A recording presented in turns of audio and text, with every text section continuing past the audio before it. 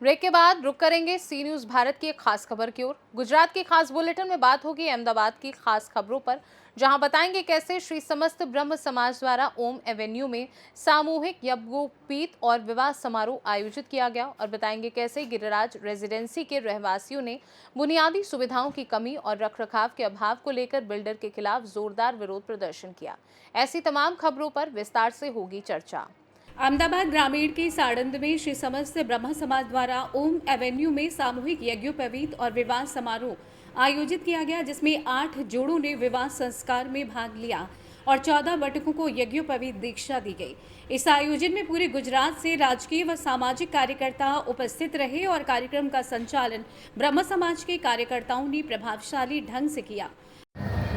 आज रोज साणंद मुकामे ओम एवेन्यू खाते समस्त ब्रह्म समाज साणंदना 5મા સમૂહ લગ્ન ઉત્સવ અને સમૂહ યજ્ઞોપવીત ઉત્સવમાં લોકોએ ખૂબ ઉત્સાહભેર ભાગ લીધેલ અને જેમાં 8 વરવધુ અને 14 બટીકોને દીક્ષા અર્પણ કરવામાં આવેલી યજ્ઞોપવીત, જેમાં બ્રહ્મ સમાજના તમામ આગેવાનો જેવા કે અમદાવાદ જિલ્લા પ્રમુખ શ્રી દીપકભાઈ ભટ્ટ, ગુજરાત રાજ્ય બ્રહ્મ સમાજ પ્રમુખ શ્રી ભરતભાઈ રાવલ, साणंद ब्रह्म समाज प्रमुख श्री सनतभाई पंडित, दिलीपभाई रावल, अमरा साणंद अग्रणी श्री जितेन्द्रभाई पंडित, एडवोकेट श्री विक्रमभाई व्यास, तमाम अग्रणीओए खभे खावा मिलावीने आजनो प्रसंग खूब ज सुंदर रीते पार पाडेल छे, जेमां साणंदमां ब्रह्म समाज सिवाय अन्य दाताओ तरफथी पण खूब सारुं योगदान मळेलुं अने खूब ज हर्षोल्लासभेर आ प्रसंग पूर्ण थयेल छे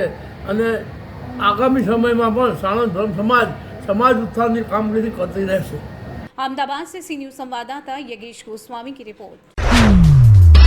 अहमदाबाद ग्रामीण के मोरैया गांव स्थित गिरिराज रेजिडेंसी के रहवासियों ने बुनियादी सुविधाओं की कमी और रख रखाव के अभाव को लेकर बिल्डर के खिलाफ जोरदार विरोध प्रदर्शन किया। रहवासियों का कहना है कि वे पिछले 10 साल से परेशान हैं और बार बार अनुरोध करने के बावजूद भी सुविधाओं से वंचित हैं, जबकि उन्होंने पूरी रख रखाव राशि समय पर दी है। તમારું નામ છે? શું સમસ્યા તમારી? હું પંચાલ જયશ્રી છું અને મોરિયા ગિરિરાજ રેસિડેન્સમાં રહું છું। B1 302 અમારો બ્લોક નંબર છે।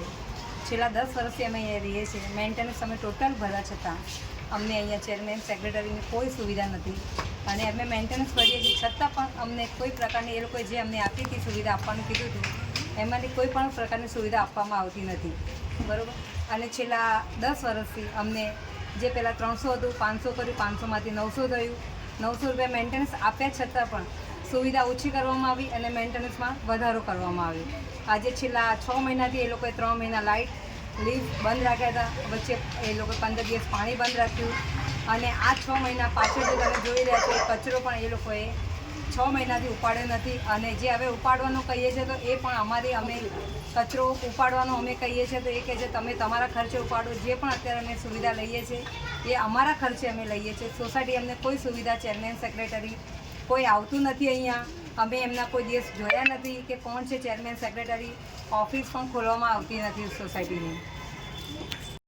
શું તમારું નામ છે? શું સમસ્યા? રાજેશભાઈ વાણિયા, H1 403માં હું રહું છું। અહીંયા કોઈ સુવિધા આપતા નથી, લીપ બીપ બધું બંધ છે, કચરા બચરો બધું કોઈ સાફ સફાઈ કરતા નથી। કોઈ પણ પ્રોસેસ કરવી તો કહેવામાં આવે છે કે જો તમે નહીં ભરો તો તમારા લાઇટ બિલ, કનેક્શન, પાણી બધું કાપી દેવામાં આવશે।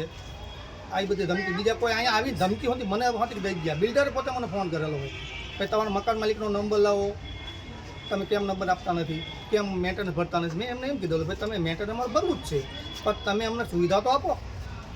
કેટલા ટાઈમથી તમને સુવિધા નથી મળતી? મને તો 5 વર્ષથી સુવિધા, મારી લીક બંધ જ છે। લીપ બંધ છે? હા। કેટલા ભરતા હતા પૈસા? પહેલાં 400 રૂપિયા હતા, પછી 600 હતા, પછી સીધા 1000 કરી નાખ્યા। મેં એના માટે એક કેસ પણ કરેલો છે। આ જે પહેલાં ચેરમેન હતો ને એની પર એ આપણી પાસે પડી છે અરજી ચાંગોદર પોલીસ સ્ટેશનમાં। એ નામ તમને પણ નથી કહેવું પણ છે આપણી પાસે, એને કેસ મેં કરેલો જ છે। અને જ્યાં પહેલાં 1000 રૂપિયા કરતો ગયો, આવી ઘણી બધી પ્રોસેસ છે। ધમકી આપણને આપે છે ને, કચરા ભરવાવાળો માણસ એમનો જ છે રબારી। આપણે એમ કેવી ભાઈ કચરો ભરાવું છું તો કે તો મારા પૈસા પહેલાં ભરી લો, મારા 5 લાખ બાકી છે, પહેલાં મારા ભરો પછી બીજો માણસ ભરવા આવે ત્યાં સુધી કોઈ ભરવાનું હતું. આ એ બધી ચાલે છે. તો પર શું તમારું નામ છે નથી સમજ્યા. હંસાબેન જગાભાઈ છાસી અમારું નામ. હું ગિરિજા રેસિડેન્ટમાં રહું છું. બ્લોક નંબર 403 D12માં રહું છું. શું સમસ્યા છે? હા, સમસ્યામાં તો એવું છે કે આ 6 મહિનાથી બધી બહુ પણ તકલીફ પડે છે અને તે છતાં મેન્ટેનન્સ ઉઘરાવાની કોશિશ કરે. મેન્ટેનન્સ નહીં દેતા તો ધમકીઓ મળે છે. મેન્ટેનન્સ નહીં ભરો તો કાયદેસર કાર્યવાહી કરશું, પાણી કાપી નાખશું, લાઇટ બંધ કરી દઈશું, એવી ધમકીઓ મળે છે કાયમ માટે. પણ અમે તોય પણ ડરતા નથી. અત્યારે લીગલ પ્રોસેસ અમારે ચાલુ છે. એમની ઉપર અમે બિલ્ડર ઉપર કાર્યવાહી ચાલુ કરી છે. બિલ્ડર કાંઈ ધ્યાન આપતા નથી, બરાબર. તો અમે ક્યાં જ આવીએ અત્યારે કહેવા? એટલે અમે આ બધું જાતે જ કરવી છે, લેડીઝો મળી. કોને કે કોને રજૂઆત કરેલી? રજૂઆત તો સરપંચને કરી હતી, બિલ્ડરને કરવાની, પછી ચેરમેનને કરવાની, સેક્રેટરીને કરવાની. અત્યારે સેક્રેટરી એમને નોટિસ મોકલી શકે મેન્ટેનન્સ આપી દેવું, નહીં આપી દેવું તો સરકારી કાર્યવાહી કરશું. તો અમે મેન્ટેનન્સ આપી છીએ.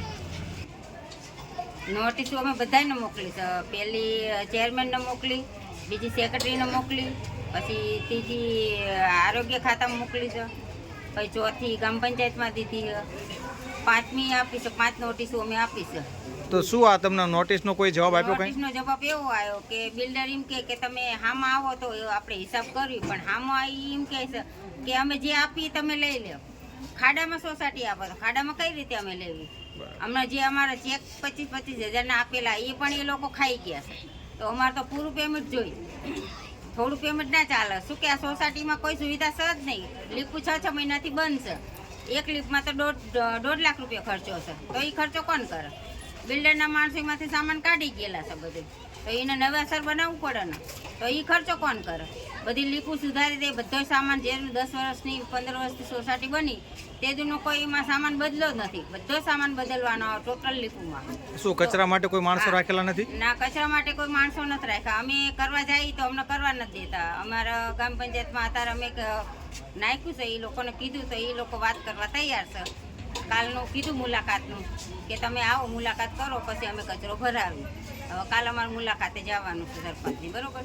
તો એ લોકો ભરવા તૈયાર થાય તો નકર આ લોકો તો અમે જેને કહેવી ને એને ધમકી આપો, ભરવા નહીં દેતા કચરો. 12 માણસો લાવીને તો ના પાડે કે નહીં ભરવાનો. શું કે એમાં એમની મિલી ભગત છે. 8 ટ્રેક્ટર ભરે છે ને 25 ટ્રેક્ટર 30 ટ્રેક્ટર લખાવે છે. એટલે અડધો એમના ખીચામાં પેમેન્ટ જાય છે. એટલે અમે અત્યારે વિરોધ ઉઠાવી તો અમને ધમકીઓ પણ મળે છે. અને કાલાવારે અમારી ઉપર કાંઈ પણ થાય તો જવાબદારી ઓફિસમાં બેઠેલા માણસની હશે, બિલ્ડરની હશે, ચેરમેનની હશે ને સેક્રેટરીની હશે. મારા પરિવારના કોઈને કાંઈ પણ થશે ને તો જવાબદારી એ લોકોની રહેશે. અને અમે ગ્રામ પંચાયતમાં આપેલી છે નોટિસ, તો એમની પણ જવાબદારી રહેશે, બરોબર. अहमदाबाद से सी न्यूज संवाददाता यगेश गोस्वामी की रिपोर्ट।